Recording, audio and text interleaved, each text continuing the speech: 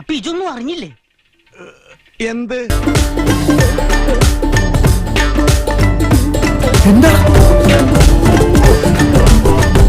സമൂഹ മാധ്യമങ്ങളുടെ നടിമാരെ അപമാനിച്ചു എന്ന പരാതിയിൽ ബ്ലോഗർ സന്തോഷ് വർക്കി അറസ്റ്റിലായിരിക്കുന്നു. നേരം വെളുത്ത് ഇത്രയല്ലേ ആയുള്ളൂ? എന്റെ കർത്താവേ, എന്നാൽ ഈ ഉതുപ്പ് പ്രസിഡന്റിന് തന്നെ പറ്റിയേ? നിരവധി പരാതികളാണ് സന്തോഷ് വർക്കിക്കെതിരെ ഉണ്ടായിരുന്നത്. ഇയാളെ ഇപ്പോൾ അറസ്റ്റ് ചെയ്തിരിക്കുന്നു എന്നാണ് മനസ്സിലാക്കുന്നത്. വിഷമിക്കാതിരിക്കും, ഇതിലും വലുത് ഏതാണ്ട് വരായിരുന്നു. ഇങ്ങനെ തീർന്നെന്ന് കരുതിയാൽ മതി.